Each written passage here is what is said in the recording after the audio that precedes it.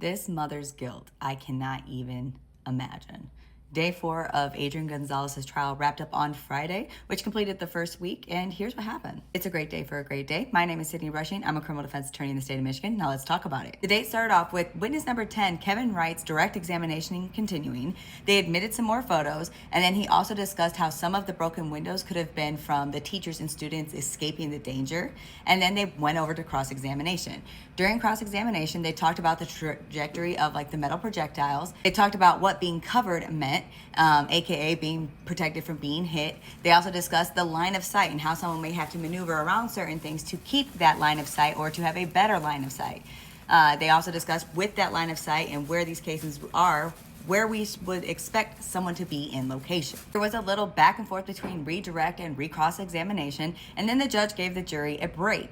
However, during this break, the judge did want to address the gallery, and he explained the nature of the photos, the autopsy photos, and that they were going to be shocking and gruesome, and that if they needed to step out at this time, they should do that, because there cannot be any displays in front of the jury. Witness number 11, Juan Torres, was then called to the stand. He is a former Texas Ranger. He has responded to several mass shooting situations and scenes. He arrived late in the evening on the day of the incident. He was the photographer of room 111.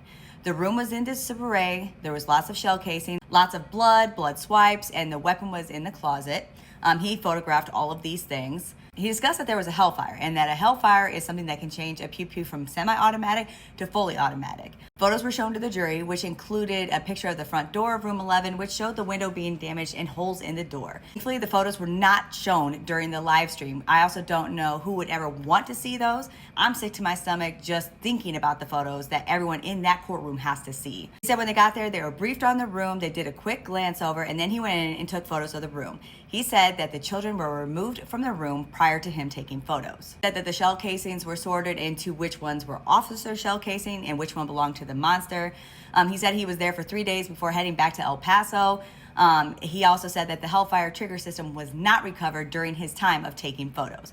After that, the jury was given a much needed lunch break. After lunch was cross-examination. He was asked if they tried to lock room 111's door, and he said that he was just taking the photos, so he doesn't know whether the door was able to be locked or not. He thinks that it did get checked, but he was only taking photos. He wasn't tasked with that, so he's not sure, but he thinks it did happen. He discussed about doing a thorough search. He talked about other techniques that they can do during their search or to help with their search. And then there was some back and forth between redirect and recross examination, and during that, they talked about the fatal funnel, which is police talk for basically getting officers safely through an entrance where a suspect may be on the other side.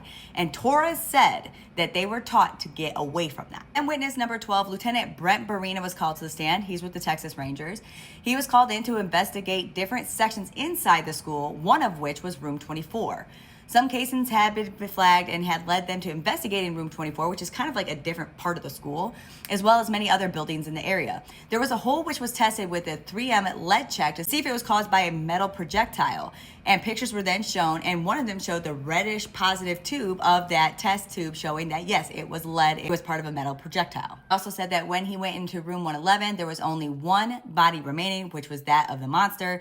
He also went inside room 112, and he talked about the victim's locations. In cross-examination, they discussed trigger discipline and what it means, and in regards to accidental discharge. In their analysis, that he had him say that he can't say or determine whether something was an accidental discharge or if it was an intentional discharge. They talked about defects and what that means. And then again, there were several back and forths between the state and the defense. Then witness number 13, Dr. Garrett Phillips, who is the Deputy Chief Medical Examiner with Bexar County Medical Examiner's Office, was called to the stand. He said that they were asked to come help, and they did. He discussed the cause and the manner of death for the 21 victims, which we all know. There was a lot of in-depth information that is so sad and sickening to hear. But here's my question. What does this have to do with this officer? I don't think this is really giving him a fair trial on his actions. It kind of seems like they're trying the monster here and not Officer Gonzales. On cross-examination, the defense basically thanked him for his efforts on the case. The jurors were let on another break, and when they came back, they had to see the photos of the autopsies. And then the saddest witness for me so far was witness number 14, Jennifer Garcia. She was the mother of Elena Garcia. She dropped her daughter off at school that morning where she was receiving an award for being basically a very helpful student and very helpful person. Her daughter wanted to come home after the awards ceremony, and her mom said, no, just stay in school. It's going to be a fun day. When she got home, mom was told by a neighbor that she might want to head up to the school because there was this active shooter situation. She was one of the last parents to find her child and identify her child. Can you imagine? Your child wanted to go home and you thought you had all these other things to do. And so you had your child stay at school and you never got to see your child again. Can you? I cannot imagine. That is the absolute saddest thing that I've heard thus far in testimony, as people are testifying. And I just can't imagine. I cannot imagine the amount of guilt that she had. And my heart is truly just with her because I as a mother myself, I just cannot imagine. The defense had no questions, which is obviously appropriate here. And with that, day 4 is done and the first week of trial is over. Thank you for being here and thank you for following along. This is such a heavy case. This is so terrible for anyone that has to relive it, that has to see all these things. But here's my question of the day. Do you think that the prosecutor is focusing on the wrong person here? Do you think that they're bringing in way too much information about the things the monster did versus what this officer is alleged to have done? Do you think that this officer is really getting a fair trial when these are the things that the jury has to see, yet he is not the one who did those things to them? See what I mean? Let me know in the comments.